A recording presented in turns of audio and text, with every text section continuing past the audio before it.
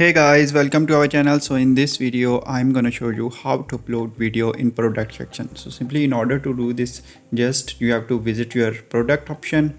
Now after that, just simply, as you can see, the add a product option on the right side, just click here, and now just you can find that you can add the video here, or you can add the URL here. So simply click on add video, and now here select the video that you want to upload.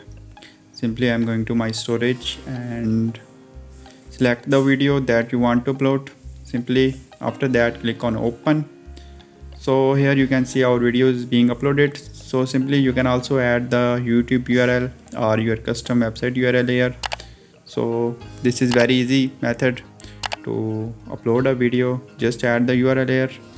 So in this way you can easily upload video in product section.